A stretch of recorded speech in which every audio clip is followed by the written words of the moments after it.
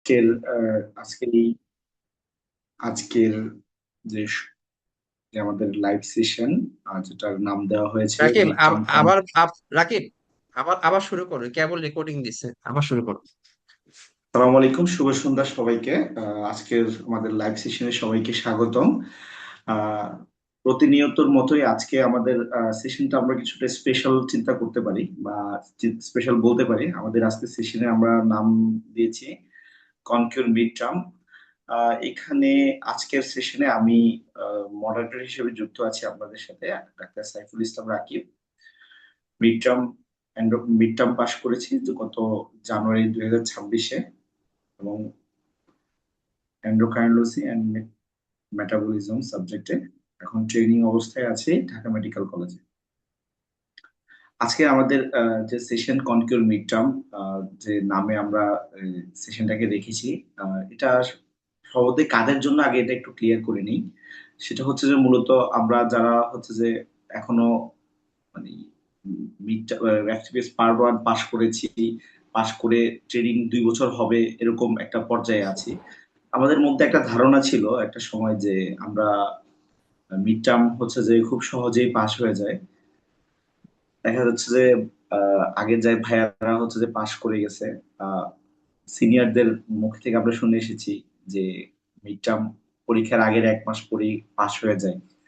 তবে সেই ধারণাটা এখন অনেকটাই হচ্ছে অবসকিউর হয়ে হয়ে গেছে। কেননা হচ্ছে যে গত বিগত 2 বছর বা বিগত 1 বছর 3-4টা সেশনে আমাদের বিসিপিএস এর মিড টার্ম পরীক্ষার যে পাশের হার, সেটা দেখে আমাদেরকে আসলে নাড়া পড়েছে, যেটা যার কারণে হচ্ছে যে এই যে ধারণা ছিল যে 1 মাস 2 মাস 3 মাস পরে হচ্ছে যে মিড টার্মের মতো একটা পরীক্ষা আমরা হচ্ছে যে পাশ হচ্ছে না, এটাই মূলত এখন দেখা যাচ্ছে। তো আজকে মূলত আমরা আমাদের যে সেশন কনকিউর মিড টার্ম, যে যে শিরোনামে আমরা আজকের মানে সেশনটা আয়োজন করেছি, এই সেশনের উদ্দেশ্য হবে যে আমরা মিড টার্ম পাশ করার জন্য আমরা কবে থেকে পড়াশোনা শুরু করতে পারবো, কিভাবে পড়লে আমাদের মিড টার্মটা একভাবে পাশ হয়ে যাবে, এবং আমাদের পিটফল গুলো কোন জায়গায় থাকে মিড টার্ম পরীক্ষায় যারা খারাপ করে, বা হচ্ছে যে আমাদের যে পর পর যে পরীক্ষাগুলো আমরা নেই, সেই পরীক্ষাগুলোর যে এক্সপিরিয়েন্স, এই বিষয়গুলোতে আমরা আজকের এই ইয়াটা মানে আজকে কথা বলবো। পাশাপাশি আমাদের এই ধাপগুলো বা এই যে আমাদের অবস্টাকলস গুলো, এগুলোতে আমাদের জেনেসিস মিড টার্ম মেডিসিন কিভাবে আপনাদেরকে সহযোগিতা করতে পারে, সেই বিষয়গুলো তুলে ধরার জন্য আমাদের মাঝে আজকে আমাদের দুজন স্পিকার আছেন। সম্মানিত মেন্টর ডাক্তার AKM কামরুল হক, এফসিপিএস কার্ডিওলজি, যে মিড টার্ম পাশ করেছেন উনি। এখন কার্ডিওলজিতে স্পেশালিটি ট্রেনিং এ আছেন। বিসিএস এর কারণে এখন হচ্ছে যে সরকারি চাকরিতে পোস্টিং এ আছেন। এবং আমাদের সাথে আমাদের সিনিয়র আরেকজন মেন্টর রয়েছেন, যিনি এফসিপিএস ফাইনাল পার্ট পরীক্ষার্থী গ্যাস্ট্রোএন্টারোলজিতে, ডাক্তার আব্দুল্লাহ আল রায়হান ভাই।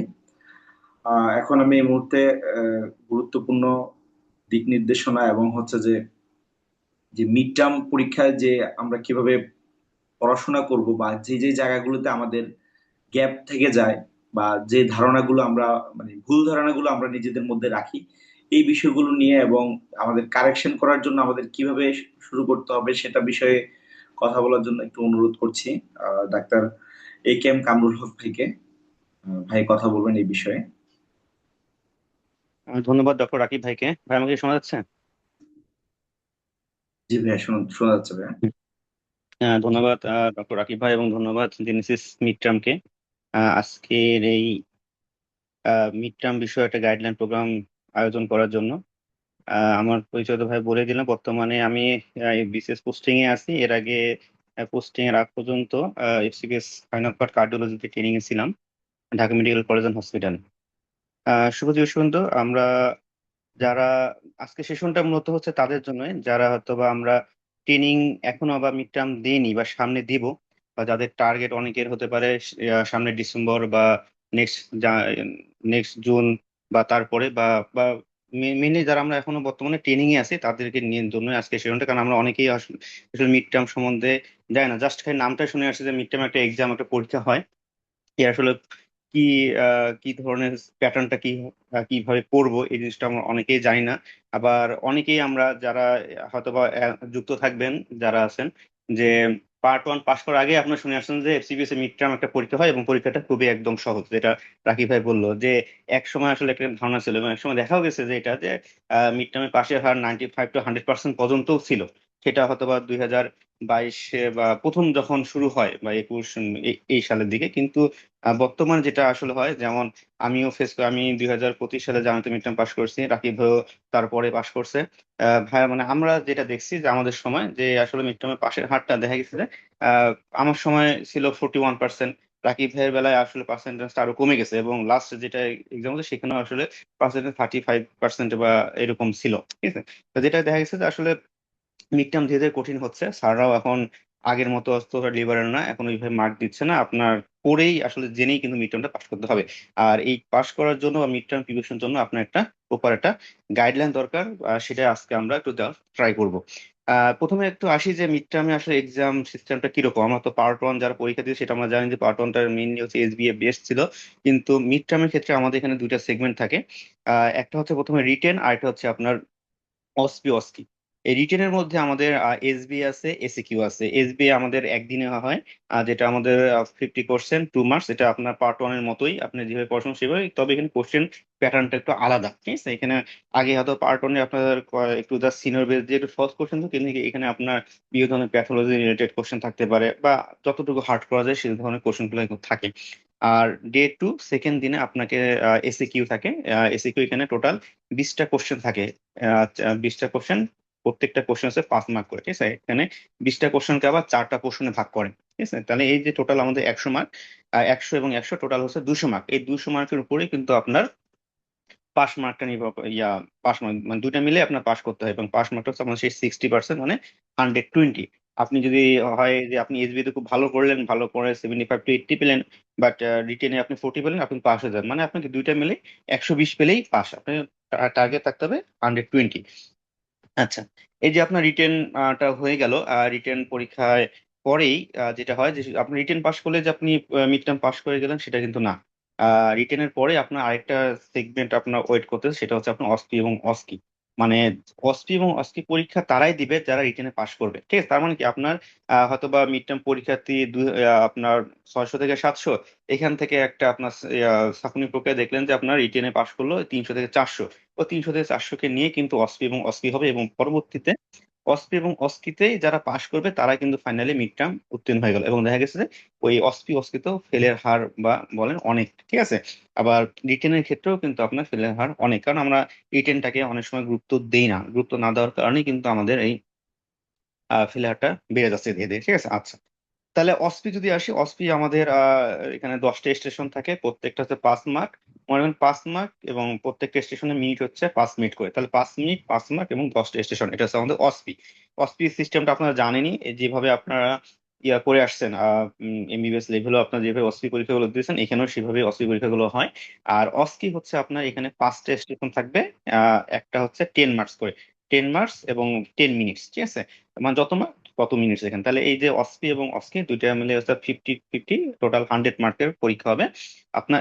এটা কিন্তু হবে সাধারণত 1 থেকে 2 সপ্তাহ পর হয়, তবে আগে হয়তো বা 1 মাস পর হতো, এখন দেখা যাচ্ছে 1 সপ্তাহ পরে আপনার ডেটটা দিয়ে দেয়, যে 1 সপ্তাহ পরে ডেট দিতে, এবং একদিনই আপনি একবারে সকালে যাবেন, সকালে যেই হবে। তবে লাস্ট সেশন যেটা করছে আপনার আলাদা আলাদা করে করার ট্রাই করছে, মানে আপনার যদি এক্সামিনে যদি বেশি হয় সেক্ষেত্রে অসপি আপনার একদিনে হবে, অসকি একদিন হবে। আর যদি দেখা যায় যে এক্সাম যদি কমে যায় সেক্ষেত্রে আপনার একদিন হলে হবে, ঠিক আছে, বা এছাড়া 2 দিন হতে পারে। আচ্ছা, তাহলে আপনি যেটা বললেন যে রিটেন, আরেকটা জিনিস যে আপনার যেটা হয় যে রিটেনের কিন্তু 1 থেকে 2 সপ্তাহ বললাম যে অসুবিধা হয় কি, আপনার এটা মনে রাখবেন যে আপনার পার্ট ওয়ানের যেমন রেজাল্টটা 1-2 দিন পর, যেহেতু বিশেষ করে এখন যেহেতু আমার 3 দিনে 3টা সাবজেক্টে পরীক্ষা হয়, মেডিসিনের ক্ষেত্রে দেখা যায় যে আপনার লাস্ট দিনে রেজাল্টটা হয়ে যায়, কিন্তু আপনার এই যে মিড টার্মের ক্ষেত্রে রিটেন রেজাল্টটা দিতে কিন্তু 6 থেকে 7 দিন সময় লাগে। এমনও দেখা গেছে যে আপনার অথবা অসপি পরীক্ষা 2 দিন আগে আপনার রেজাল্টটা দিয়ে দেয়। এই জন্য আমাদের যেটা করতে হয় কি, আগে থেকেই কিন্তু অস্পি অস্পি প্রিপারেশন নিতে হয়। অনেকে মনে করে যে না, আগে আমি দেখি যে রিটেনে পাস করলাম কিনা, রিটেনে পাস করার পর আমি অস্কি প্রিপারেশন নিব, এটা কিন্তু একদম ভুল। ঠিক আছে, আপনাকে শুরু থেকেই কিন্তু অস্কি সিমultaneously পড়াশোনাটা করতে হবে, কারণ আপনার ওই 1-2 সপ্তাহে আসলে আপনি ওইভাবে কভার আপ করা সম্ভব নয়। আচ্ছা, তাহলে আমাদের এখন স্টাডি ম্যাটেরিয়ালস আসলে আমাদের কি কি লাগবে, ঠিক আছে? কি কি লাগবে মিড টার্মের জন্য? আমরা পার্ট ওয়ান জন্য যেরকম ডেভিডসন পড়ছি, এখানেও ডেভিডসন। ভবিষ্যতে যারা পরীক্ষা দিবেন তাদের ক্ষেত্রে 25 এডিশন আশা করি জুলাইয়ের মধ্যে চলে আসবে। সেক্ষেত্রে আপনারা 24 তো পড়া আছে, আপনি চাইলে 24 এর মধ্যেই 25 এডিশনের যে এক্সট্রা ইনফরমেশন গুলো আছে সেগুলো আপনি কালেক্ট করে রাখতে পারেন, অথবা 25 চাইলে 20 এডিশন আপনি পড়তে পারেন। এছাড়া আমাদের এখানে যে জিনিসগুলো একটু লাগে, ন্যাশনাল গাইডলাইন গুলো লাগে, কিছু আপডেটেড গাইডলাইন গুলো আছে, এখান থেকে আপনার রিটেন কোশ্চেন প্লাস এসবি এই জিনিসগুলো আপনার দেয়। এছাড়া আমাদের অসপি বই, যেটা আপনার একদম, যে দুইটা আপনার বইটা একদম নতুন, হয়তো বা আপনার নাম শুনছেন এখনো দেখেননি। আহ সেটা হচ্ছে প্রফেসর এম এ জলিল স্যারের আপনার অসপি বুক, যে এটা আপনাকে পড়তে হবে। ঠিক আছে, এটা আপনার মিড টার্মেও হেল্প করবে। এছাড়াও যদি আপনার যখন ফাইনাল পরীক্ষা দিবেন তখনও কিন্তু আপনার এই অসপি বইটা আপনাকে অনেক হেল্প করবে। ঠিক আছে, এটা ওইভাবে গোছানো। ঠিক আছে, আর আরেকটা যেটা বলবো, এটা আমাদের জেনেসিসের আমরা তৈরি করছি, এটা Genesis midterm medicine written aid. এই রিটেন এইডে এই বইটা এখানে আপনার যেটা করা হয়েছে, আমরা পার্ট ওয়ানে যেমন আপনারা এসবিএ পার্ল ফর মেডিসিন পড়ছেন, এখানেও আপনার এই বইটাও এসবিএ প্র্যাকটিসের জন্য একদম বেস্ট একটা বই। আপনি এখানে এসবিএ প্র্যাকটিস পাবেন এখানে, প্লাস হচ্ছে প্রিভিয়াস যে আমাদের রিটেনের যে কোশ্চেন গুলো, বিসিপিসি যে রিটেনের কোশ্চেন গুলো আছে প্রিভিয়াস, সেই কোশ্চেন গুলো অ্যান্সার গুলো দেওয়া আছে। মানে এই বইটা বললে আপনি অন্তত রিটেন সম্বন্ধে, রিটেনের কিভাবে অ্যান্সার করবেন, কোশ্চেন গুলো কিরকম হয়, এসবিএ প্যাটার্ন গুলো সম্বন্ধে খুব ভালোভাবে জানতে পারবেন আপনার যদি এই বইটা একটু এখন থেকেই প্র্যাকটিস করা শুরু করেন। একটা আপনার সিস্টেম ওয়াইজ, অথবা আপনি কার্ডিওলজি ধরলেন, কার্ডিওলজি প্র্যাকটিস গুলো করেন। ঠিক আছে, আপনি যখন সিস্টেম ওয়াইজ এই বইটা আপনার ইয়ে করবেন রিটেনের জন্য, আমার মনে হয় এই রিটেনের জন্য এই বইটা আপনার জন্য পারফেক্ট। ঠিক আছে, এখানে আপনার এক্সট্রা কোশ্চেনও দেওয়া আছে যেগুলো আপনি নিজে নিজে প্র্যাকটিস করতে পারবেন, এবং প্রিভিয়াস বিসিবি কোশ্চেন গুলো দেখেও কিন্তু আপনি অন্তত কোশ্চেন প্যাটার্ন এবং রিটেন, বেশ করে একটা জিনিস যে রিটেনের ক্ষেত্রে এসএকিউ ক্ষেত্রে আপনি কিভাবে লিখবেন এটা কিন্তু খুবই জানা জরুরি। খালি গড় কিছু জিনিস লিখে আসলাম সেটা না। ঠিক আছে, এখানে মনে রাখবেন যে রিটেনের প্রত্যেকটা পোর্শনে কিছু মার্ক থাকে। আবার অফপিতেও আপনি যখন এই জলি স্যারের বইটা পড়বেন, দেখবেন যে একটা অ্যান্সারের পাশে মার্ক করে দেওয়া আছে যে আপনি এইটা লিখলে এতটুকু মার্ক পাবেন।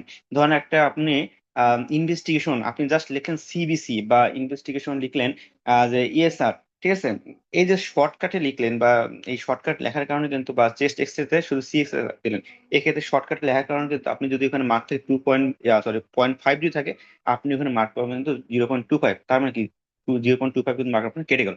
তাহলে এই যে যখন আপনি অস্পি বইটা পড়বেন, তখন দেখবেন যে আপনার কিভাবে আসলে মার্ক গুলো চলে যায়। আপনি অস্পিতে এমন হয় যে আপনি সব অ্যান্সার করে দিয়ে আসলেন, কিন্তু আপনি ওই 5-এর মধ্যে 3 পেলেন না।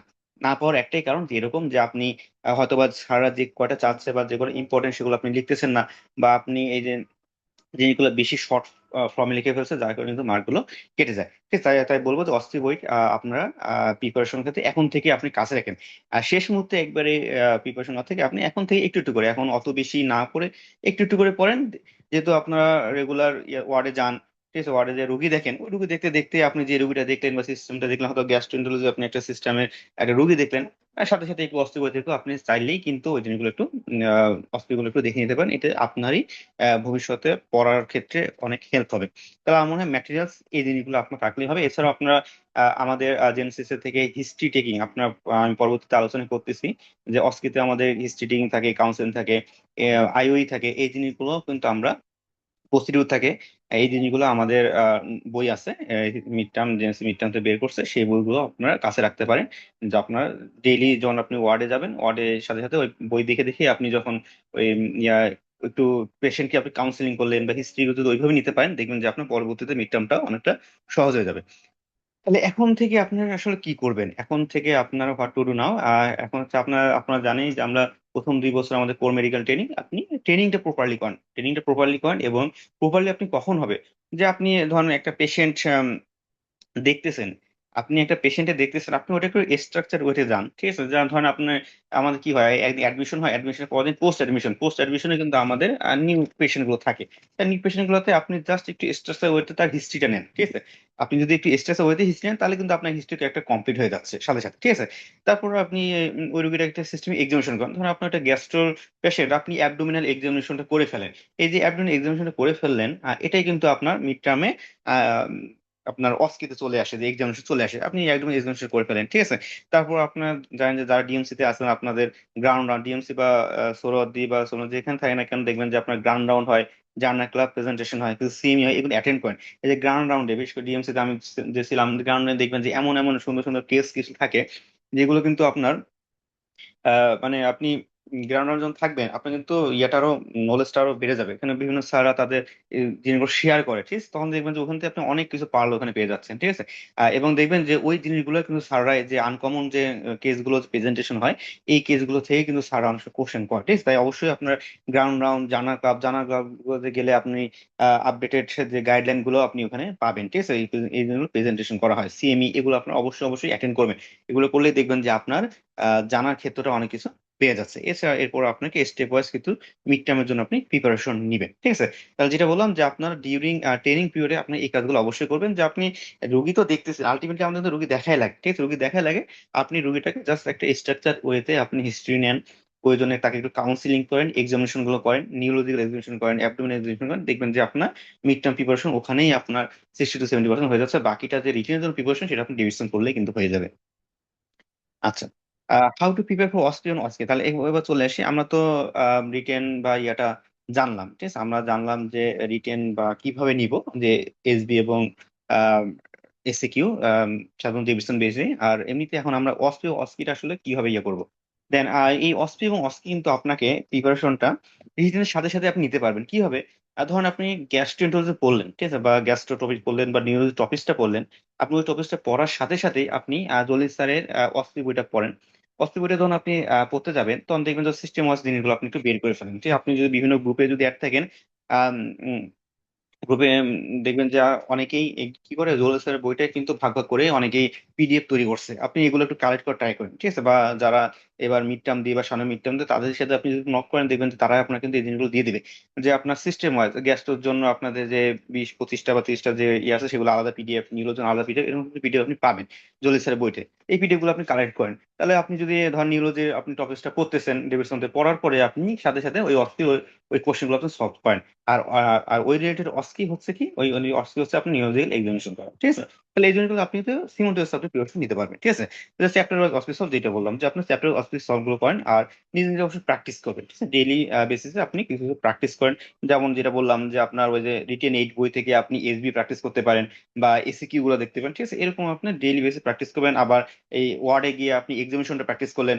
আপনার একটা গ্রুপ করে নেন, 2-3 জনের গ্রুপ করে নেন, গ্রুপ করে নিয়ে আপনারা ডেইলি প্রতিদিন আজকে অ্যাবডোমিনাল এক্সামিনেশন করলেন, নেক্সট দিন আপনি নিউজ এক্সিবিশন করলেন। এই এক্সিবিশন গুলো আপনারা একটা গ্রুপ করে করেন, অথবা যে অস্ট্রি বইয়ের যে পিডিএফটা আছে, ওই পিডিএফটা দেখে আপনারা ইয়ে করেন। আপনি হয়তো 5টা বললেন, আরেকজন 5টা বললো, 5টা পরে আপনার নিজের মধ্যে একটু আলোচনা করেন। মানে আপনার চেষ্টা করবেন যে ট্রেনিং পিরিয়ডটাকে কিভাবে কাজে লাগানো যায়। ট্রেনিং পিরিয়ড পেশেন্টও দেখবেন, আপনার ডিউটিও হবে, সাথে আপনার মিড টার্ম প্রিপারেশন প্লাস আপনার নলেজ কিন্তু বাড়বে। এভাবে একটু যদি ট্রাই করেন, দেখবেন যে আপনার ট্রেনিং পিরিয়ডটা অতটা ইয়া মনে হবে না, ঠিক আছে, বোরিং মনে হবে না। আচ্ছা, এবার আসলে আমরা অসপিতে আমরা দেখলাম যে 10টা স্টেশন থাকে। এই 10টা স্টেশন আসলে আমাদের কি কি কোন কোন জিনিসগুলো থাকে, যেগুলো আমাদের সব সময় আপনি পাবেনই। যেমন ইসিজি, প্রত্যেকে এটা একদম পেড কোশ্চেন, যে আপনার একটা ইসিজি থাকবে, একটা এক্সরে থাকবে, একটা সিটি স্ক্যান অথবা এমআরআই থাকবে, ঠিক আছে। ডাটা ইন্টারপ্রেশন থাকে, তারপর আপনার পিক্টোরিয়ালস থাকে। পিক্টোরিয়ালস এর মধ্যে কি, পিক্টোরিয়ালস আপনার দেখবেন যে আপনার বিভিন্ন ধরনের পিক্টোরিয়ালস থাকতে পারে, যেমন আপনার স্ক্যাবিস একটা ছবি থাকতে পারে, ঠিক আছে। আবার আপনার কি বলে, একটা স্নেকের ছবি থাকতে পারে, স্নেকের ছবি দিয়ে কিন্তু আপনার ইয়ে হয়, রাসেলের ছবি দিল, ছবি দিয়ে বলতে পারে কোশ্চেন গুলো আসতে পারে, ঠিক আছে। তারপর হচ্ছে আপনার ফান্ডাল ফটোগ্রাফ থাকে, ঠিক আছে। আপনার তো ফান্ডোস্কোপি, এখন ফান্ডোস্কোপি কিন্তু মিড টার্মে থাকে, ঠিক আছে, এবং প্রসিডিউরটা চলে আসে। আবার ফান্ডাল ফটোগ্রাফ গুলো কিন্তু আপনার মিড টার্মে দিয়ে বলে যে এটা ডায়াগনোসিস কি। এটা আপনার অস্পিতেও থাকে, এমনকি অস্কিতেও থাকে। অস্কিতেও সই বের করে দিয়ে বলে যে এটা আপনার ডায়াগনোসিস কি বা কি পাচ্ছ, ঠিক আছে। তাহলে এই জিনিসগুলো থাকে। তার ডাটা ইন্টারপ্রিটেশন থাকে, আপনার ওই যে এবিজির দিয়ে বলতে পারে যে এটা কোন ধরনের ইয়া, আপনার মেটাবলিক ইয়াটা, ঠিক আছে। তারপর পেডিগ্রি চার্ট থাকে। এই যে প্রসিডিওর কাউন্সিলিং, প্রসিডিওর, হ্যাঁ মনে করেন প্রসিডিওর কাউন্সিলিং, এই দুটো আপনার অস্পিতে থাকে, ঠিক আছে। প্রসিডিওর কাউন্সিলিং এটা অস্পিতে থাকে। প্রসিডিওর মধ্যে কি কি আছে, যে আমরা যে এর আগে যেমন আসছে আপনার কুলিয়ারি অ্যাসোসিয়েশন আসছিল, ঠিক আছে। তারপর আপনার লাম্বার পাংচার থাকতে পারে, ব্লাড প্রেশার মেজার, আমরা তো ব্লাড প্রেশার আসলে মেজার করি, কিন্তু ওটা যে একটা সিস্টেমে করে মেজার করতে হয়, সেটাও কিন্তু আপনার মিড টার্মে অস্পিতে চলে আসছে। তাহলে আপনি কি করবেন, একবার দেখেন, একটু দেখেন সিস্টেমের মধ্যে কিভাবে মেজার করবেন। সেটা যখন আপনি দেখবেন, দেখার পরে কিন্তু আপনি ওইভাবে একটু কয়েকবার মেজার করলে কিন্তু আপনার ওই অসপি রিলেটেড প্রসিডিউরটা কিন্তু আপনার হয়ে যাচ্ছে, ঠিক আছে। আর তারপর কাউন্সিলিং, কাউন্সিলিং কিন্তু আপনার এখানে থাকবেই, কাউন্সিল থাকি, ঠিক আছে। কাউন্সিল আমরা বলছি ফিক্সড, কাউন্সিল থাকবেই, প্রসিডিউর মোডে থাকে। তারপর আপনি এন্ডোস্কোপি একটা ছবি দিয়ে বলতে পারি আমরা কিন্তু মানে ইনভেরিয়েবলি আমরা কিন্তু অনেকের পেশেন্টের এন্ডোস্কোপি রিপোর্ট দেখি, আপনার ওই ছবিটা একটু ভালো করে দেখেন রিপোর্টে কি দেওয়া আছে, আপনি একটু আইডেন্টিফাই করে ট্রাই করেন গ্যাস্ট্রিক আলসার বা গ্যাস্ট্রিক ইরোশন, ঠিক আছে। এগুলো একটু আইডেন্টিফাই ট্রাই করেন, দেখবেন যেগুলো থেকে কিন্তু আপনার কোশ্চেন ছবি দিয়ে কিন্তু কোশ্চেন গুলো করে যে আপনি কি দেখছেন। বিশেষ করে ইসোফেজিসটা কয়েকবার আসছে, ঠিক আছে, ইসোফেজিসটা কয়েকবার এই কোশ্চেনটা চলে আসছে এন্ডোস্কোপি। তারপর আপনি বেরিয়াম অ্যানিমা ফিল দিতে পারে, হিমোগ্লোবিন ইলেকট্রোফোরেসিস দিয়ে দিতে পারে, যেটা ডায়াগনোস কি, ঠিক আছে। তাহলে আমাদের এই পরীক্ষাগুলো তো আমরা রিপিটেডলি করি, জাস্ট আমরা আরেকটু যদি একটু ভালোভাবে দেখি তাহলে কিন্তু আমরা এগুলো অ্যান্সার করতে পারবো। তো পিবিএফ, স্পাইরোমেট্রি, ঠিক আছে, ক্যারোটাইপ, ফান্ডাফোর, এই জিনিসগুলো কিন্তু অস্ট্রিতে মানে এগুলো থাকবে, এগুলো থাকে। এবং এই সবগুলো আপনি কই পাবেন, জলিল স্যারের অস্ট্রিতে পাবেন। তাহলে প্রথম থেকে আপনাকে চেষ্টা করেন, আপনি যেদিন একটা কার্ডিওলজির পেশেন্ট দেখতেছেন তাহলে ইসিজিটা দেখেন, ওই ইসিজির সাথে আপনি জলিল স্যার ইসিজি গুলো একটু দেখে ফেলেন, ঠিক আছে, এবং কিভাবে অ্যান্সার গুলো বা কিভাবে কোশ্চেন গুলো আছে সেগুলো একটু দেখবেন।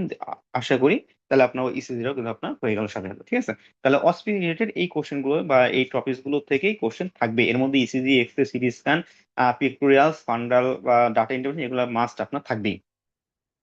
আচ্ছা, এবার আসলে অস্কি, তাহলে অস্কির মধ্যে যেটা হয় এখানে আপনার হিস্ট্রি টেকিং সাধারণত দুইটা হিস্ট্রি থাকে, ঠিক আছে। যেটা করা হয় হিস্ট্রি টেকিং দুইটা থাকে, একটা আপনার এক্সামিনেশন উইথ রানিং কমেন্ট্রি দুইটা থাকে, আর একটা আইওই থাকতে পারে বা ব্রড কোশ্চেন থাকতে পারে, ঠিক আছে। এই জিনিসগুলো থাকে। তাহলে হিস্ট্রি টেকিংটা কি? হিস্ট্রি টেকিং তো আমরা জানি যে আপনি প্রপারলি আমরা এমবিবিএস লেভেল হিস্ট্রি অনেক নিচ্ছি, ঠিক আছে।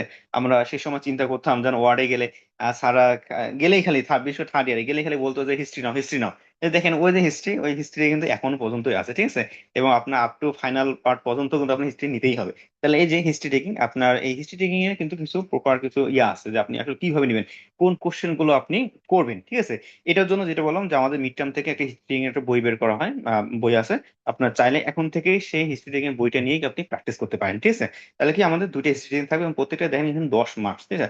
এমন হয় যে যেমন 10 মার্কস এবং 10 মিনিট, আপনার যদি প্র্যাকটিস না থাকে আমি গ্যারান্টি দিয়ে বলতে পারবো, যদি আপনার প্র্যাকটিস না থাকে আপনি হিস্ট্রি টেকিং 10 মিনিট তো দূরে থাক, আপনি 2 মিনিট পর্যন্ত যেতে পারবেন না, ঠিক আছে। কারণ কি ওইখানে যে ওই সময়টা যদি আপনার প্র্যাকটিস না থাকে, কি কোশ্চেন করবেন আপনি নিজেই বুঝতে পারবেন না, যে আসলে আমার কি কোশ্চেন করা উচিত, কি করব না করবো, অত চিন্তা ভাবনা করে আসলে হিস্ট্রি নেওয়াটা কিন্তু মানে ওই পরীক্ষার হলে কিন্তু আপনি করতে পারবেন না, ঠিক আছে। আপনাকে আগে থেকেই একটু কিছু জিনিস আপনাকে কমন জিনিস থাকে, যে প্রত্যেকটা পেশেন্টের কিছু কমন জিনিস আপনাকে আস্ক করতে হবে, প্রত্যেকটার জন্য কিন্তু আলাদা মার্ক আছে।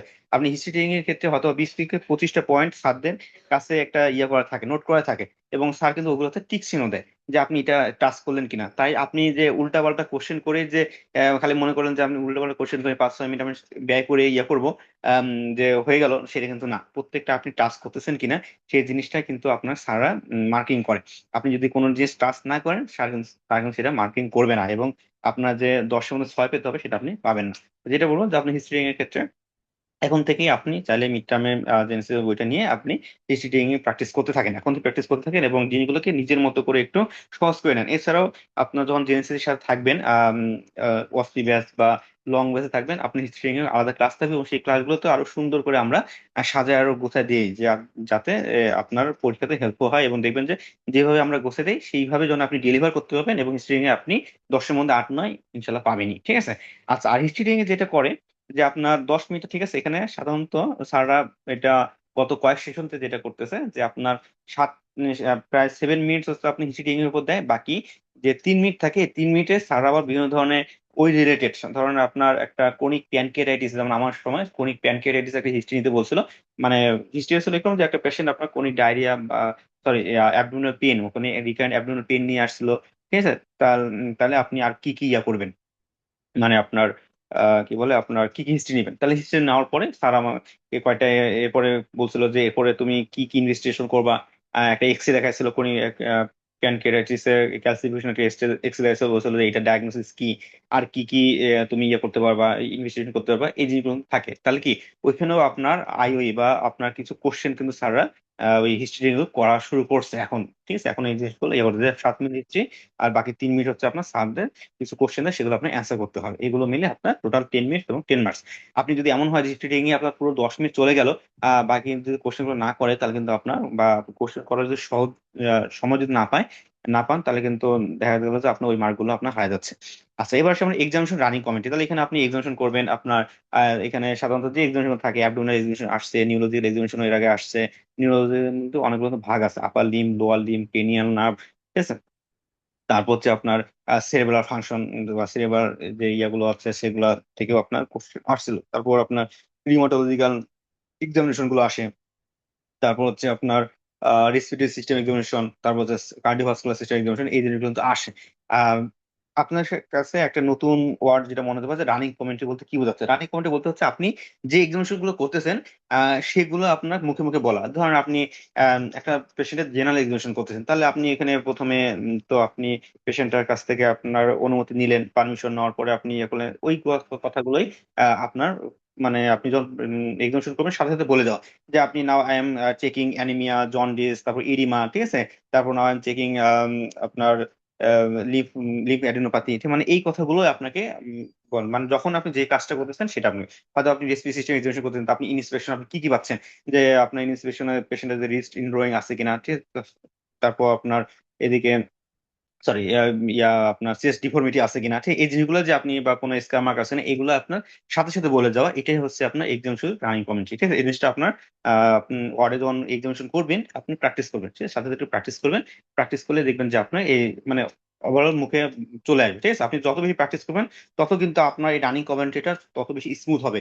আপনি যদি প্র্যাকটিস না করেন বা এই কথা বলার অভ্যাস যদি না থাকে তাহলে কিন্তু আপনার এই স্মুথনেসটা আসবে না, আপনি বলতে গিয়ে আটকে যাবেন। তাহলে এই প্র্যাকটিস গুলো কিন্তু আপনার জাস্ট পরীক্ষার আগেই যে করলে যে আপনি পাবেন সেটা কিন্তু না, আপনাকে আগে থেকেই মানে এখন থেকেই যা ট্রেনিং এ আছেন আপনারা এখন থেকে এই প্র্যাকটিস গুলো করে যাবেন, তাহলে দেখবেন যে মিড টার্মটা আপনাকে অত কঠিন মনেই হবে না, ঠিক আছে।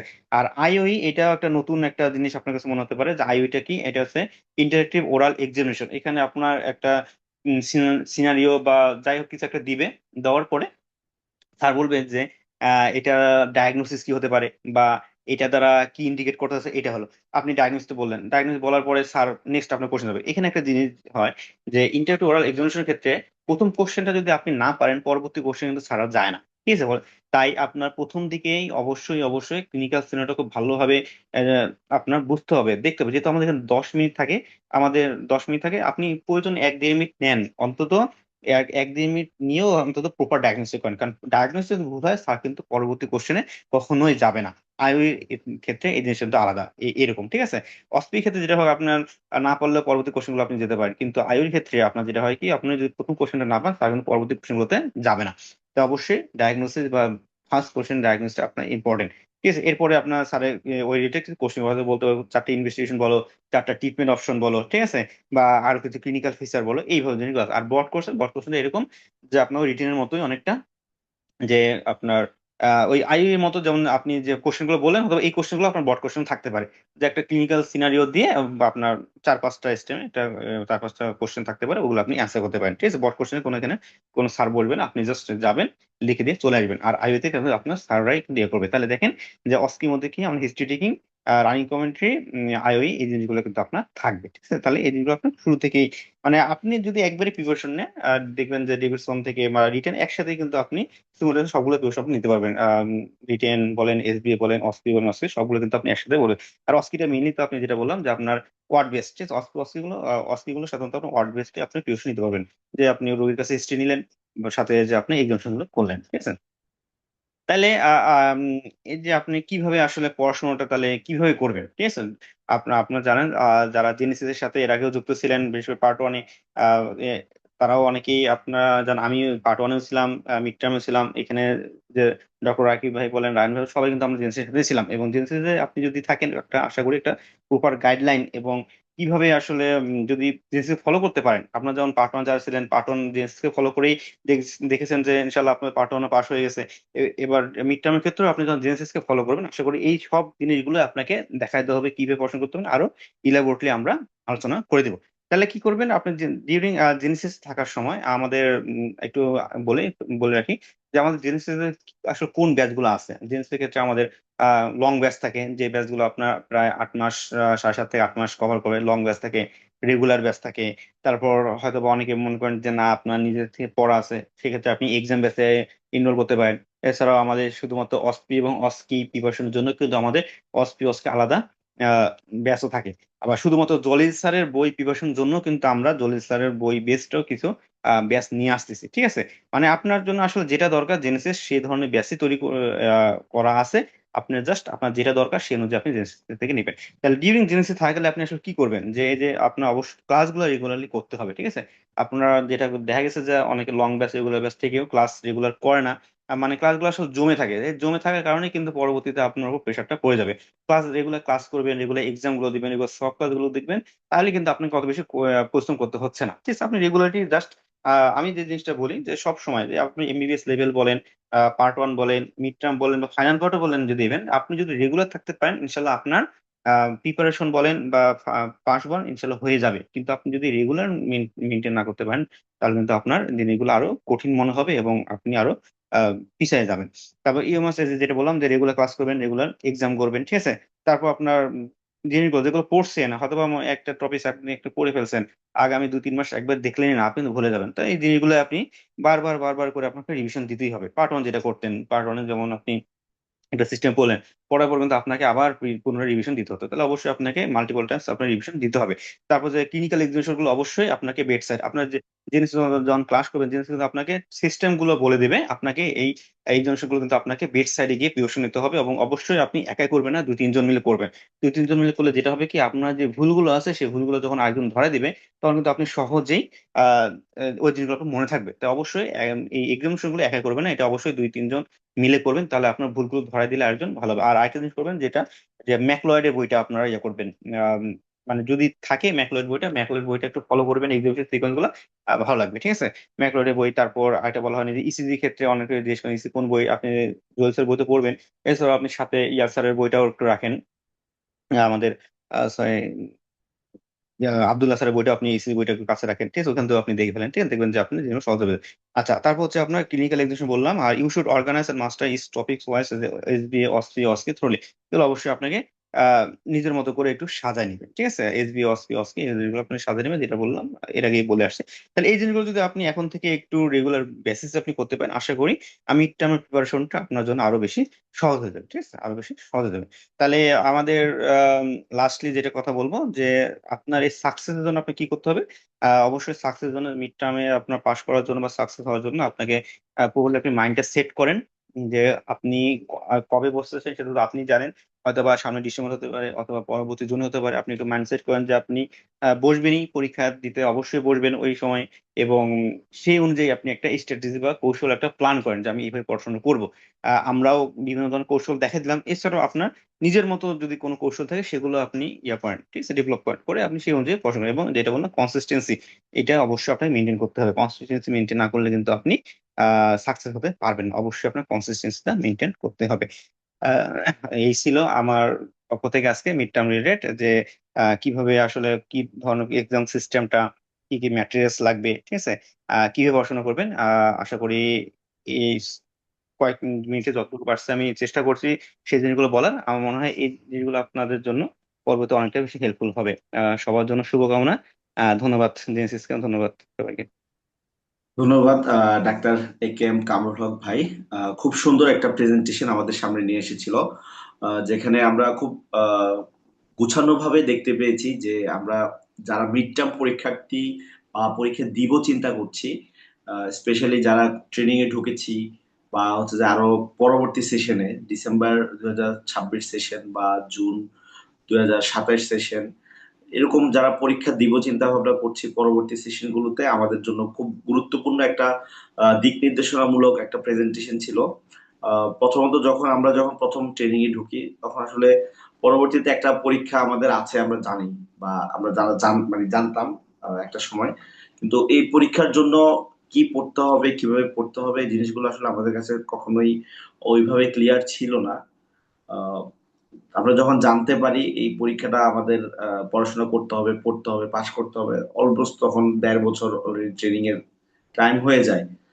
ওই ওই সময় এসে হচ্ছে যে পড়াশোনা তাড়াহুড়া করে পড়াশোনায় বসা বা মানে একটা তাড়াহুড়া করে যেটা হয় আর কি, ওইরকম করে বসতে যে আলটিমেটলি পড়াশোনা মানে আপ টু দা মার্ক হয় না, যার কারণে আমরা অনেকেই পরীক্ষায় কৃতকার্য হয়ে আসতে পারি না, বা অনেকেই লাকিলি কৃতকার্য হয়ে যায়। আমরা ভাইয়ের যে প্রেজেন্টেশন, এই প্রেজেন্টেশন শেষে আমরা যতটুকু বুঝতে পেরেছি যে আমাদের মিড টার্ম পাস করতে হলে আমাদের সিস্টেমেটিক্যালি পড়তে হবে, পার্টনার নিয়ে পড়তে হবে, এবং আমাদের প্রতিনিয়ত পড়াশোনা করতে হবে। একদম লাস্টে এসে আমরা 3 মাস 4 মাস এক এক বছর 3 মাস 4 মাস পরে 1 মাস পরে পাস করে যাবো, বিষয়টা এরকম না।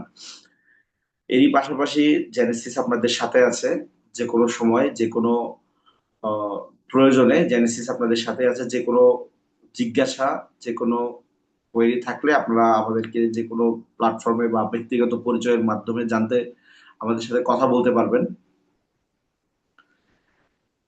সমগ্র মিড টার্ম পাস করার জন্য সমগ্র প্রস্তুতি বিষয়ক আমাদের জেনেসিস মিড টার্ম মেডিসিন কিভাবে আপনার সহযোগিতায় আসতে পারে, বা কিভাবে আমরা আপনাদেরকে এই মিড টার্ম পরীক্ষায় পাশ করার জন্য সহযোগিতা করতে পারি, সে বিষয়ে একটু সংক্ষেপে কথা বলার জন্য আমাদের সম্মানিত mentor, senior mentor doctor Abdullah Raihan ভাইকে অনুরোধ করছি। ভাই আমাদের এই বিষয়গুলো, মানে জেনেসিসের পক্ষ থেকে আমাদের মিড টার্ম পরীক্ষার্থীদের জন্য, বা যারা এখনো মিড টার্ম পরীক্ষায় দিবে চিন্তা করছে, তাদের জন্য কিভাবে আমরা বুঝাতে পারবো সেই বিষয়ে একটু যদি কথা বলতেন। আসসালামু আলাইকুম, আমাকে শোনা যাচ্ছে? জি ভাইয়া, শোনা যাচ্ছে। আচ্ছা, এতক্ষণ তো কামরুল বললো, তো আমাদের কারো কোনো কোশ্চেন আছে কিনা যারা আমাদের আজকে প্রোগ্রামে উপস্থিত আছেন? আচ্ছা, ঠিক। আসসালামু আলাইকুম ভাইয়া। হ্যাঁ, ওয়ালাইকুম আসসালাম। জি ভাইয়া, আমার কিছু কোশ্চেন ছিল। আমি হলো ভাইয়া 2025 জুনে আমার হলো এফসিপিএস পাঠানো হয়েছে। আমি একজন প্রাইভেট ট্রেনি আর কি, একটা সিএ পোস্টে একটা প্রাইভেট মেডিকেলে আছি। তো আমার প্রথম কোশ্চেন হলো, আমার পরীক্ষাটা হলো ভাইয়া 2027-এর জুনে মিড টার্ম। তো 2027-এর জুনে আমার মিড টার্ম পরীক্ষাটা। তো এখন হলো, যেহেতু আমি প্রাইভেট ট্রেনি, আমি একটা সিএ হিসাবে আছি, আমার আশেপাশে আসলে আর কোনো ট্রেনি নাই।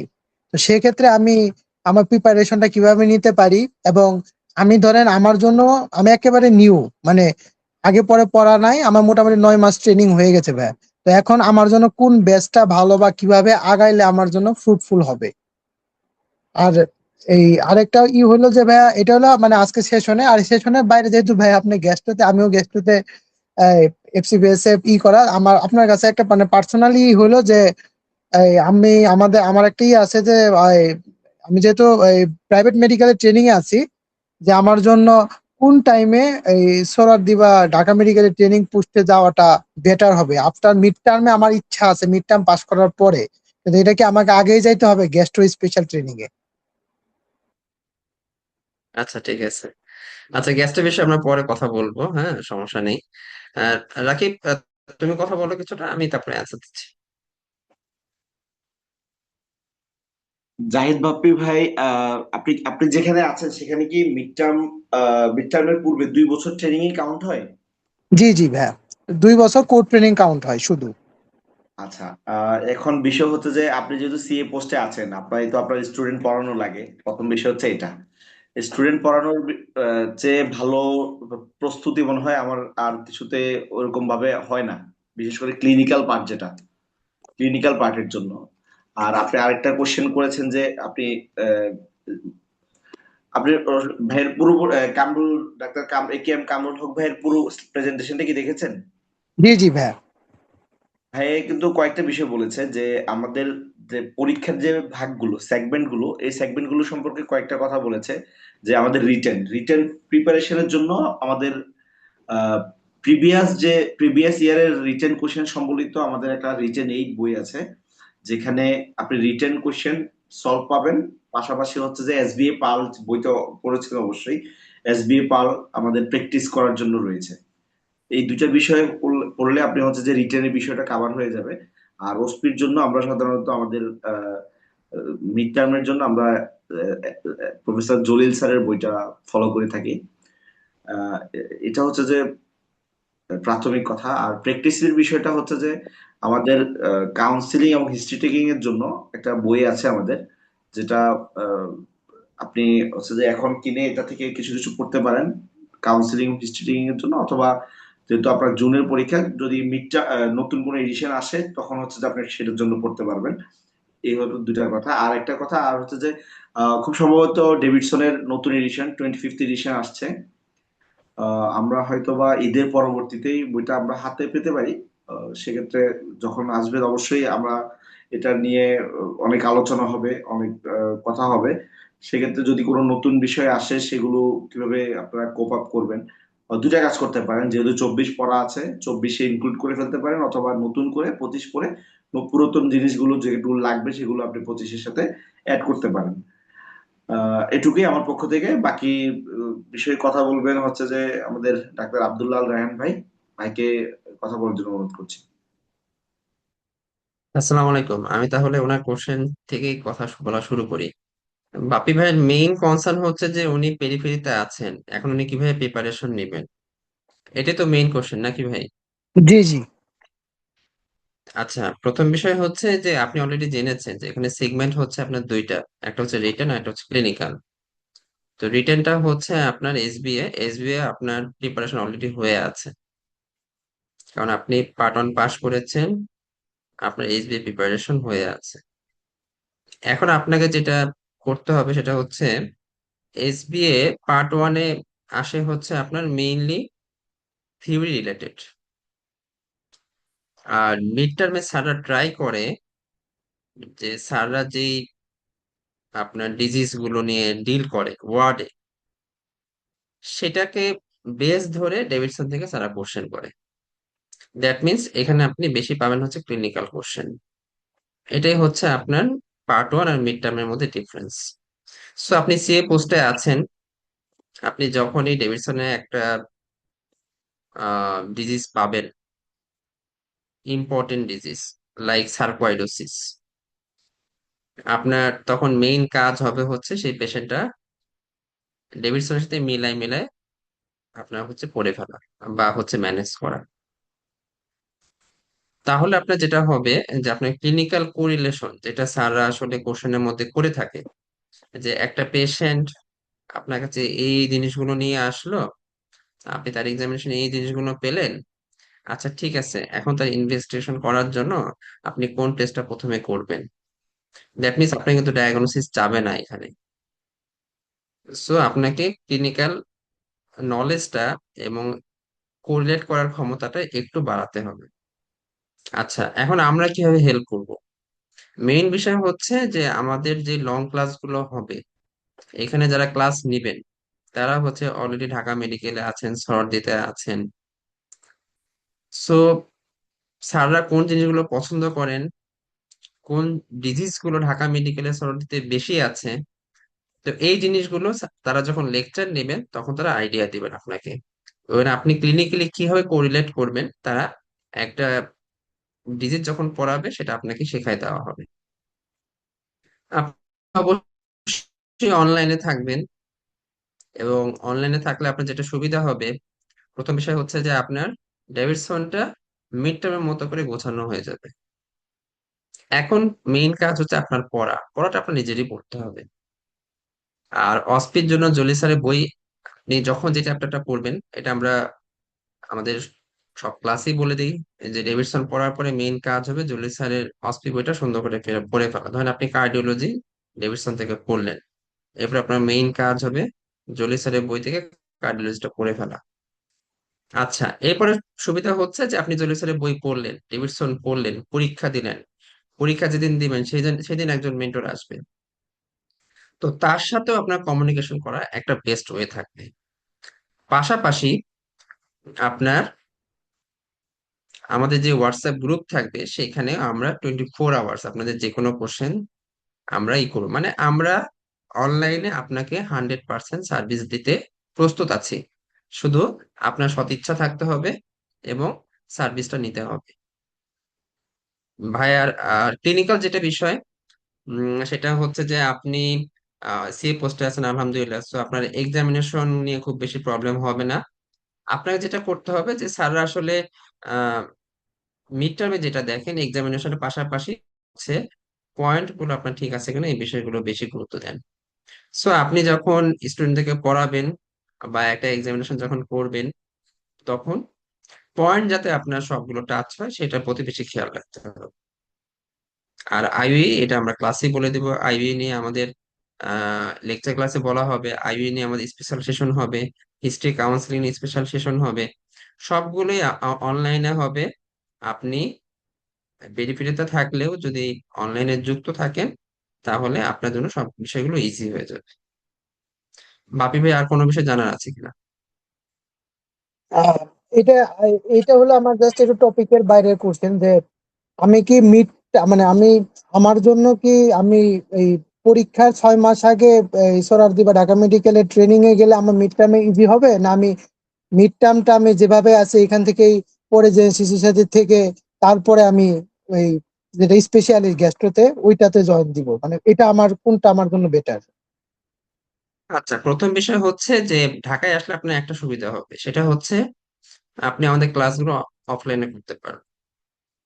সো আপনার আমরা আজকে যে প্র্যাকটিস ব্যাচ যেটা থাকে, সেটা আপনি হাতে কলমে সেন্টারে এসে করতে পারবেন। আপনি যে কয়বার ভুল করবেন, আপনি সেই কয়বার করবেন, সেই কয়বার মেন্টর আপনাকে দেখাই দিবে। এটা আপনি পেরিফেরিতে হবে না। আচ্ছা, এটা হচ্ছে আপনার ঢাকায় আসার প্রথম সুবিধা। দ্বিতীয় সুবিধা হচ্ছে আপনি যখন সরোয়ার্দীতে আসবেন বা ঢাকা মেডিকেলে আসবেন, আপনি একজন কলিগ পেয়ে যাবেন। অনেকেই আছে ঢাকা মেডিকেলে যারা পরীক্ষা দিবে, বা আছে সরকারি মেডিকেলে আছে যারা পরীক্ষা দিবে, এই রিলেটেড আপনার হেল্প হবে। বুঝতে পারছেন? মানে হচ্ছে যে আপনার একটা গ্রুপিং হবে, আপনি পড়াশোনা করতে পারবেন। জি। কিন্তু যদি এরকম মনে হয় আপনার যে না, ঢাকা মেডিকেলে পেশেন্ট বাল্ক অনেক বেশি, সরোয়ার্দীতে পেশেন্ট বাল্ক অনেক বেশি, সো একটা অপটিমাম লেভেল প্রিপারেশন ছাড়া যদি আপনি ঢাকা মেডিকেলে, আমার কথা শোনা যাচ্ছে? জি জি। যে একটা অপটিমাল লেভেল প্রিপারেশন ছাড়া যদি আপনি ঢাকা মেডিকেল অথবা সরোয়ার্দীতে আসেন, সো তখন দেখা যাবে যে হিতে বিপরীত হতে পারে। সো এই জিনিসগুলো আসলে কোনটা আপনার জন্য বেটার, আপনাকে নিজেকে ডিসাইড করতে হবে। আমরা শুধু পরামর্শ দিতে পারি। জি, থ্যাংক ইউ। আচ্ছা, ঠিক আছে। আসসালামু আলাইকুম সবাইকে, আজকের সেশনে স্বাগত জানাচ্ছি। আমি doctor Abdullah Rayyan, FCPS final part examining. So একটু সময় নিচ্ছি আমার স্লাইডটা শেয়ার করার জন্য।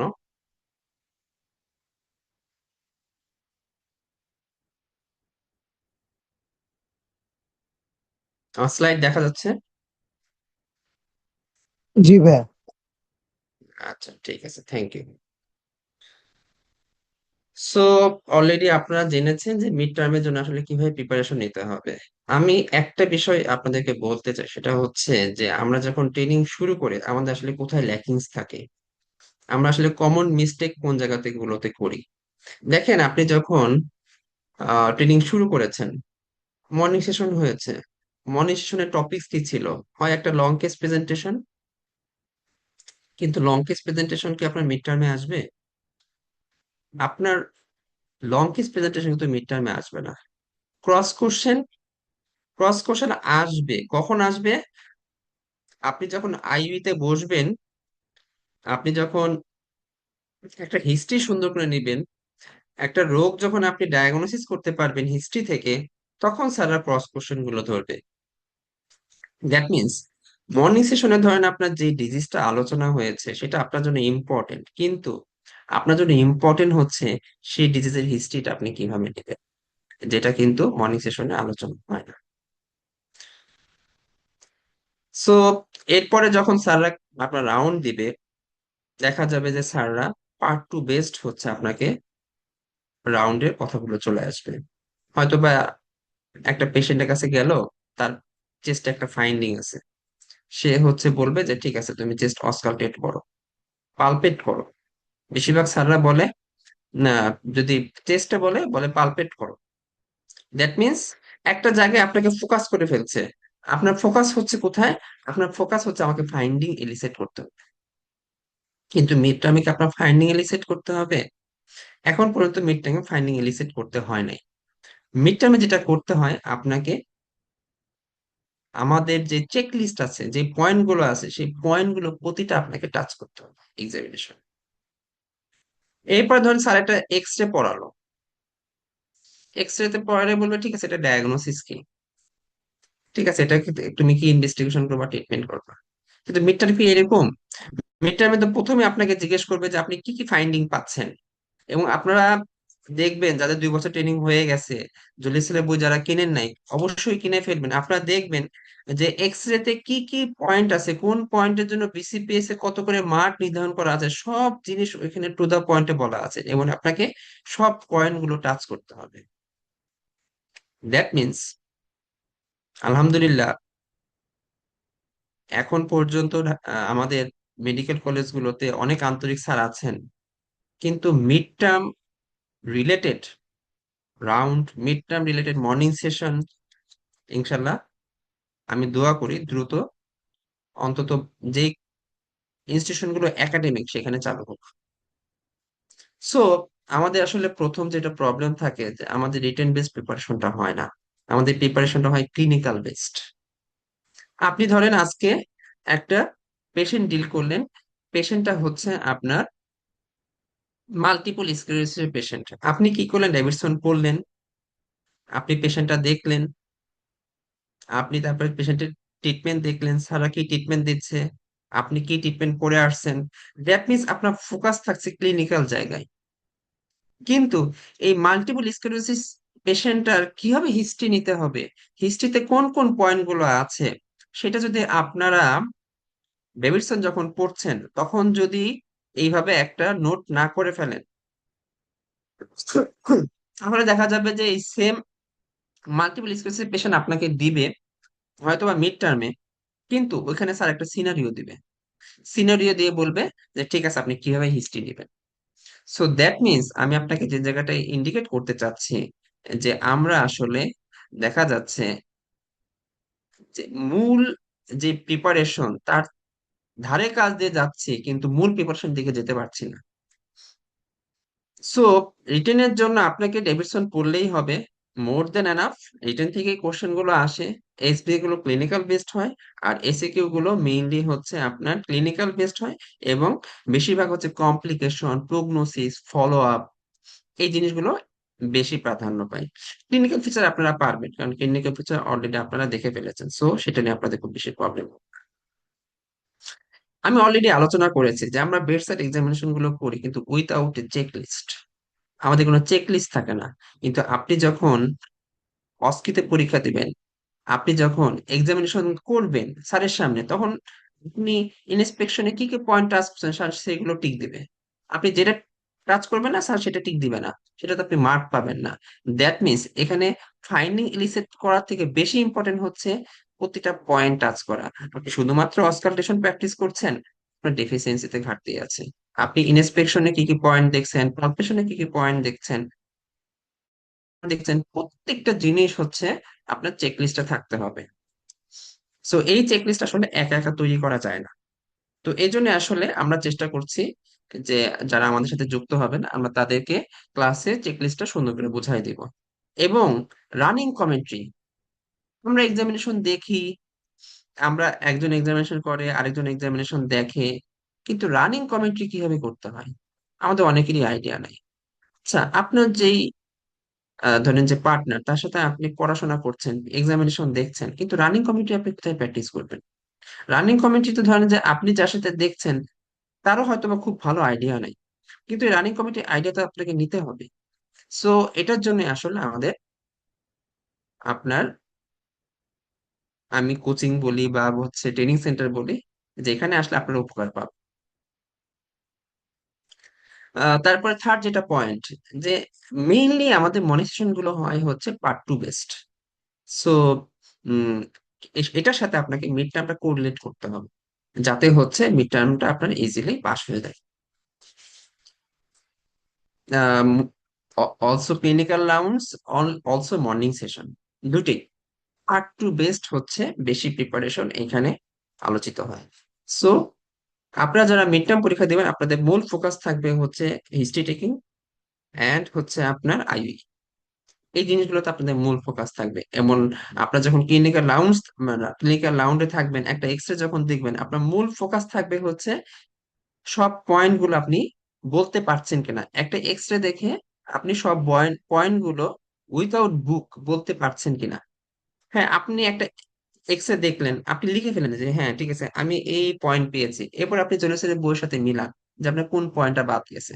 সো 2 ইয়ার্স ট্রেনিং, আপনার সব কিছু মাথায় আছে, কিন্তু এইগুলোকে মিড টার্ম ওরিয়েন্টেড আপনার মাথায় আস্তে আস্তে আস্তে আস্তে করে গেঁথে দেওয়ার জন্যই হচ্ছে আমাদের লং ব্যাচ আছে, রেগুলার ব্যাচ আছে।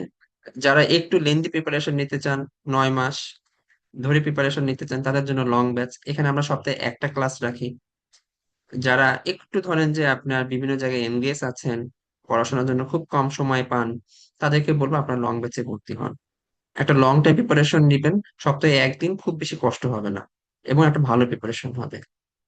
যারা মনে করেন যে না আমি লাস্টে 6 মাস পড়বো, তাদের জন্য রেগুলার ব্যাচ। হ্যাঁ, 6 মাস পড়েও পসিবল, তাদের জন্য রেগুলার ব্যাচ। রেগুলার ব্যাচে সপ্তাহে 2টা করে ক্লাস, আপনারা মিড টার্ম ওরিয়েন্টেড প্রিপারেশন নিতে পারবেন। অ্যান্ড এরপরে আমরা অসপি, শুধুমাত্র অসপি সুন্দর করে প্র্যাকটিস করার জন্য আমাদের সেন্টারে এসে আপনি প্র্যাকটিস করবেন। এবং লং ব্যাচ, রেগুলার ব্যাচ, এটার সাথে অস্কি ব্যাচ এখন থেকে মার্চ থাকবে।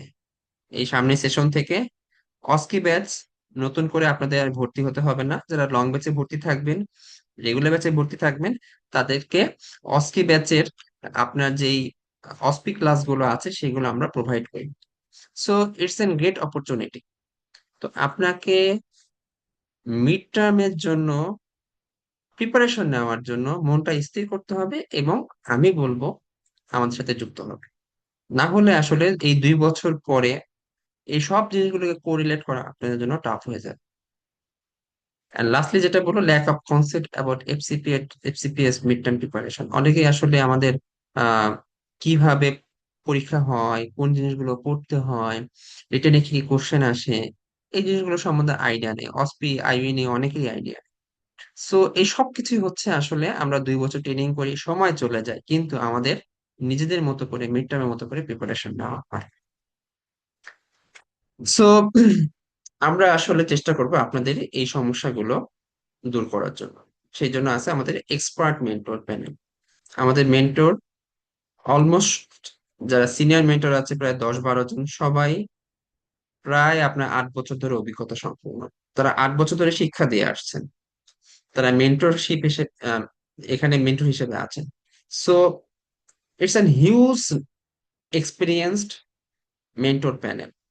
তো আমি আপনাদেরকে উদাত্ত আহ্বান জানাবো যে অন্য সব দিকে মুভ না করে আমাদের সাথে যুক্ত হন।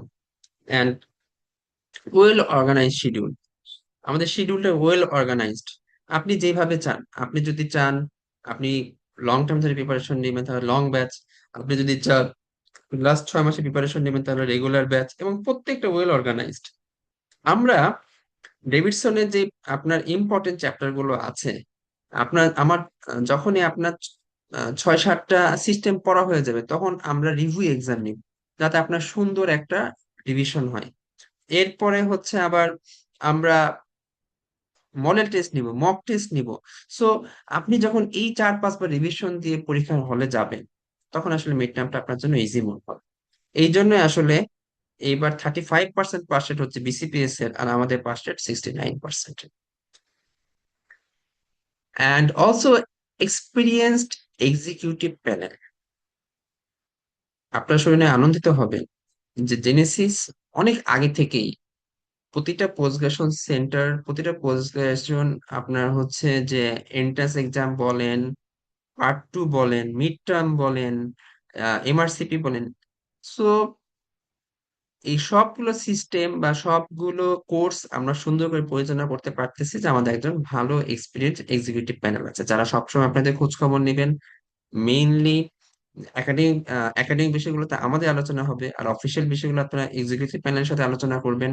আপনাদের কুরিয়ার সার্ভিস কিভাবে করবেন, আপনাদের অনলাইনে পরীক্ষা দিয়ে খাতা কিভাবে পাঠাবেন, তারপরে হচ্ছে কোনো একটা ব্যাচের লিঙ্ক না পেলে আপনার কার সাথে যোগাযোগ করতে হবে, তারাই হচ্ছে আমাদের এক্সিকিউটিভ প্যানেল। এরপরে আছে আমাদের হার্ড ওয়ার্কিং এমএলএস প্যানেল, যারা হচ্ছে আমাদের মিড লেভেলে কাজ করে। এক্সিকিউটিভ এবং হচ্ছে ডক্টরদের মাঝখানে মিড লেভেলে কাজ করে হচ্ছে এমএলএস প্যানেল। এবং আম, তারা অনেক পরিশ্রম করে, বিশেষ করে যখন পোস্ট অস্টি ব্যাচ বা অস্টি প্র্যাকটিস ব্যাচ হয়। তারা দেখা যায় যে 2 ঘন্টা ধরে শুয়ে আছে, আপনি তাদের উপরে প্র্যাকটিস করছেন, তাদের কোনো মানে তারা কখনোই এটা না করে না। সো আলহামদুলিল্লাহ, আমি আসলে তাদের কাছে কৃতজ্ঞ যে তারা আহ এখন পর্যন্ত আমাদেরকে সাপোর্ট দিয়ে যাচ্ছেন। তো আমাদের কুরিয়ার সার্ভিস আছে, যারা আমাদের ডকুমেন্টস গুলো, আমাদের রিসোর্স গুলো নিতে চান, তাদেরকে আমরা কুরিয়ার করে দিব। এন্ড আমাদের 24 আওয়ার্স হোয়াটসঅ্যাপ সার্ভিস। আপনি যখনই লং ব্যাচে ভর্তি হবেন, আপনাকে হোয়াটসঅ্যাপ গ্রুপে অ্যাড করা হবে। সেখানে আমাদের সিনিয়র মেন্টররা থাকবে। আপনার any kind of problem, any kind of information, যখন যে বিষয়ে জানার ইচ্ছা করবে, আপনি হোয়াটসঅ্যাপে টেক্সট করবেন, আমরা অ্যান্সার দিয়ে দেবো। সো আমরা শুরু করছি FCPS mid term medicine long batch 2। Already আমাদের লং ব্যাচ 1 মানে শুরু হয়ে গেছে, এবং সেখানে অ্যারাউন্ড 100 স্টুডেন্ট অ্যাডমিটেড। এবং আমরা এখন লং ব্যাচ 2 শুরু করব। আমাদের ওরিয়েন্টেশন ডেট ছিল 11 তারিখে। 18 তারিখে আমাদের প্রথম ক্লাস, এবং ক্লাস নেবেন আমাদের একজন সিনিয়র মেন্টর এবং পপুলার মেন্টর। তো আমি আহ, বলবো যে যারা আসলে এই মানে প্রথম ক্লাসটা মিস করবে, তারা অনেক কিছুই মিস করবে। কারণ উম আমি নিজে আসলে প্রথম ক্লাসে গুরুত্বটা অনেক বেশি দিব, কারণ প্রথম ক্লাস থেকে আপনারা মোটামুটি এখানে আহ, 3টা ইম্পর্টেন্ট মানে ছোট ছোট সিস্টেম আলোচনা হবে, যেখান থেকে আপনি অবশ্যই অবশ্যই মিড টার্মে কোশ্চেন পাবেন। এবং যারা ফুল পেমেন্ট করবেন তাদের জন্য আছে 3000 টাকা ডিসকাউন্ট। এর পরেও যদি কারো মনে হয় পার্সোনালি আরো মানে আরেক নিজের প্রবলেমের মধ্যে আছেন, তাহলে আমাদের এক্সিকিউটিভ প্যানেলের সাথে যোগাযোগ করবেন। তারা আমার সাথে আপনাকে কথা বলার ব্যবস্থা করে দিবে। সো যাদের 2 বছর ট্রেনিং হয়ে গেছে, অন্য কোনো দিকে তাকানোর দরকার নেই। আপনারা একটা মাইন্ড সেট আপ করেন যে হ্যাঁ, আপনারা মিড টার্ম দিতে চান, আপনারা জেনেসিসে ভর্তি হন। আপনাকে পাশ করার দায়িত্ব আমাদের, আপনাকে গাইড করার দায়িত্ব আমাদের। আমাদের উপর ভরসা রাখুন, ইনশাল্লাহ আপনারা নিরাশ হবে না, এবং এক চান্সেই মিড টার্ম পাশ করতে পারবেন। সো থ্যাংক ইউ এতক্ষণ আমাকে সময় দেওয়ার জন্য, আমার কথাগুলো শোনার জন্য। আমার একটা আহ জিজ্ঞাসা ছিল, এক্ষেত্রে যখন আমি একটু ইন্টারাপ্ট করি, আমার একটা জিজ্ঞাসা ছিল, যেটা অনেকের সাথে যখন কথা হয়, বিশেষ করে আমাদের যারা অ্যাডমিটেড আছেন, পরীক্ষা দেন, অনলাইনে যুক্ত থাকেন, খাতা মানে পাঠান আমাদেরকে। অনেক সময় হচ্ছে যে খাতা পাঠাইতে দেরি হয়, বা রেজাল্ট নিয়ে হচ্ছে যে চিন্তা করেন। একজন এভাবে বলেছিল যে জেনেসিস তো হচ্ছে যে আমরা অনলাইনে খাতা পাঠাইলে খাতা কাটে না, সেজন্য হচ্ছে যে অনলাইনে পরীক্ষা দেই না। হ্যাঁ, মানে এ ধরনের একটা মানে মিথ ছড়াচ্ছে, বা এ ধরনের একটা কথা চলছে। যেটা, এই বিষয়টা যদি একটু ক্লিয়ার করতেন যে আমাদের অনলাইনে খাতা দেখার সিস্টেম কি, আমরা অনলাইনে খাতা দেখে সেগুলোকে আবার রেজাল্ট প্রকাশ করি কিনা, এই বিষয়টা যদি একটু ক্লিয়ার করে দিতেন, তাহলে মনে হয় যাদের মধ্যে এই ধরনের ধারণা আছে যে জেনেসিসে পরীক্ষা দিলে অনলাইনে তাদের খাতাগুলো মূল্যায়ন করা হয় না, খাতার রেসপন্স করে না, রেজাল্ট দেয় না, এই বিষয়টা যদি একটু ক্লিয়ার করে দিতেন, তাহলে অনেকের জন্য সুবিধা হতো। আচ্ছা, আচ্ছা, থ্যাংক ইউ। হ্যাঁ, অত্যন্ত গুরুত্বপূর্ণ একটা বিষয়, সেটা হচ্ছে খাতার বিষয়। তো আপনি আসলে শুনে আনন্দিত হবেন যে আমাদের এখানে এক্সপার্ট মেন্টর প্যানেলের মধ্যে আবার 3 ভাগ আছে। এখানে কোঅর্ডিনেটর আছেন, কনসালটেন্ট আছেন, সিনিয়র মেন্টর প্যানেল আছেন, এবং মেন্টর প্যানেল আছেন। সো সাধারণত আহ, পরীক্ষার খাতাগুলো যখন মেন্টররা দেখেন, যদি সেখানে কোনো প্রবলেম থাকে, সেই মেন্টরের যদি কোনো প্রবলেম থাকে, সেটা সিনিয়র মেন্টর সলভ করেন। সিনিয়র মেন্টর খাতা দেখে দেন। যদি সিনিয়র মেন্টরে কোনো প্রবলেম থাকে, সেটা কনসালটেন্ট খাতা দেখে দেন। যদি কনসালটেন্টের কোনো প্রবলেম থাকে, সেটা কোঅর্ডিনেটর খাতা দেখে দেন। সো কোনোভাবে আপনার খাতা মূল্যায়ন করা মিস হবে না। এবং আপনারা যদি প্রমাণ পেতে চান, আপনারা পরীক্ষা দেন, এবং আপনারা মানে যখন খাতাটা মূল্যায়ন করা হবে, এরপর আপনাকে কুরিয়ার করা হবে। আপনি খাতায় কোন ভুলগুলো করছেন, এগুলো আপনাকে কুরিয়ার করা হবে। সো এখানে আপনি এই 4টা ধাপে আপনার খাতাটা মূল্যায়ন, মানে 4টা ধাপে খাতা মূল্যায়ন করা হবে না। কিন্তু যদি কোনো একটা মিস হয়, 4টা তো একসাথে মিস হতে পারে না। একটা সিস্টেম তো পুরোপুরি আপনার হচ্ছে শাটডাউন হবে না। সো আপনার খাতা অবশ্যই অবশ্যই দেখা হবে। এবং আমি এটা খুব বেশি গুরুত্ব দিই, খুব বেশি দেখি যে কোন খাতাগুলো দেখা হচ্ছে না, কোন খাতাগুলো আসছে না। আমি নিজে সেই খাতাগুলো হচ্ছে আপনার চেষ্টা করি মূল্যায়ন করার জন্য। এবং খাতাগুলো আপনাকে যখন দেখা হয়ে যাবে কুরিয়ার করা হবে। সো এটা নিয়ে টেনশন করার কোনো দরকার নেই।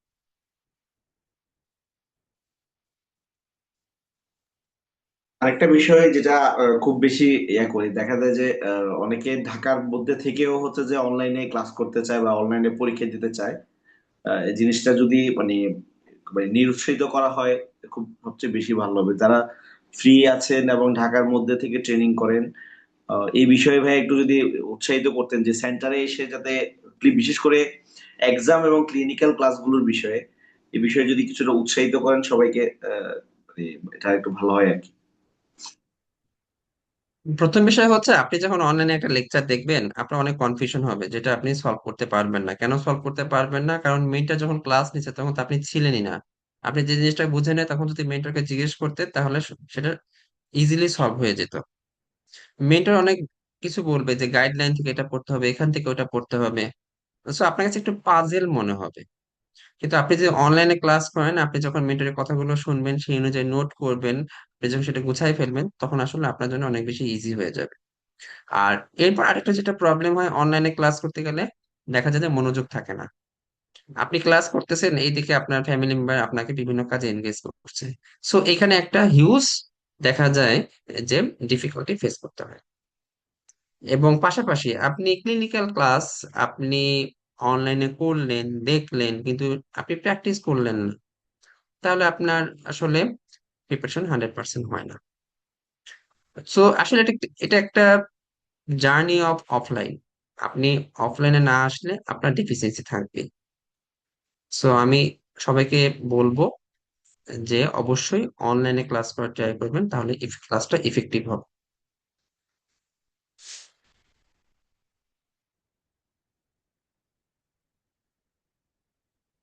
হ্যাঁ, রাখি। অনুরোধ ভাইয়া, অনেকগুলো প্রশ্নের উত্তর দিচ্ছেন, প্লাস হচ্ছে যে আছে আজকের আহ, আহ, আপনার দিক থেকে মানে পুরো বিষয়টা ক্লিয়ার করেছেন যে জেনেসিস হচ্ছে যে মিড টার্ম পাস করার ক্ষেত্রে কি কি বিষয়ে অবদান রাখতে পারে একজন স্টুডেন্ট যখন পার্ট ওয়ান পাস করার পর থেকে শুরু করে মিড টার্ম পরীক্ষা দেওয়া পর্যন্ত যে যে জায়গাগুলোতে জেনেসিসের অবদান রাখার জায়গা আছে, এবং মিড টার্ম পাস করতে গিয়ে যে জায়গাগুলোতে মানুষ আমরা আটকাই বিশেষ করে, সেই জায়গাগুলোতে কিভাবে জেনেসিস হেল্প করতে পারে এই বিষয়টা ক্লিয়ার করেছেন। আর সর্বোপরি আমাদের long batch two medicine FBS mid term long batch two for December 2006 mid term পরীক্ষা, এটার জন্য আহ, আমাদের যে ব্যাচ লং ব্যাচ টু শুরু হয়েছে। আমাদের প্রথম ক্লাস শুরু হবে সেটার 18 তারিখ। 18 তারিখে। 18 তারিখ শুরু হবে আমাদের প্রথম ক্লাস। আপনারা যারা এখনো কনফিউশনে আছেন বা এদিক সেদিক চিন্তা ভাবনা করছেন, কোনো প্রকার কনফিউশন রাখবেন না। আর আপনি সরাসরি ভর্তি হয়ে যেতে পারেন। আর ডিসকাউন্টের বিষয়ে তো একটা অফার চলছে, 3,000 টাকা ডিসকাউন্ট এককালীন পেমেন্টে। আশা করি আপনাদের এখনো যারা চিন্তা ভাবনা করছেন বা মানে দোদুল্যমান আছেন, এদিক সেদিক চিন্তা ভাবনা না করে আপনারা সবাই জেনেসিস এর সাথে আসবেন। এই বিষয়ে আর কোনো প্রশ্ন না থাকলে ধন্যবাদ জানিয়ে আজকে আমাদের সেশন শেষ করতে চাই। সবাইকে আচ্ছা রাকিব, সুস্বাস্থ্য। ওই আমাদের সেশনটা ফেসবুক অনলাইনে ছিল, তো ফেসবুক অনলাইনে কেউ কোনো কোশ্চেন করছে কিনা একটু মামুন ভাইকে দেখতে বল।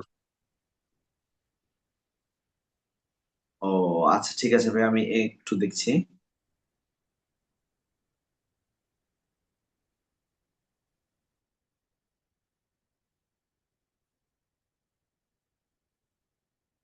মামুন ভাই, আমাদের ফেসবুকে কেউ কোনো কোশ্চেন করেছে?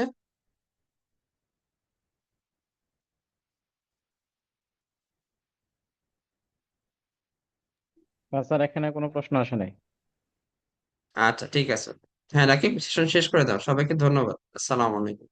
আহ, জি ভাইয়া, আপনি তো শেষ শেষ করে দিয়েছেন। ঠিক আছে, সবাইকে ধন্যবাদ। আজকের মতো আমরা এখানেই শেষ করছি। পরবর্তীতে দেখা হবে অন্য কোনো সেশনে, অন্য কোনো ক্লাসে বা জেনেসিসের ডায়াসে ইনশাল্লাহ। সেই পর্যন্ত সবার সুস্বাস্থ্য কামনা করি। আসসালামু আলাইকুম।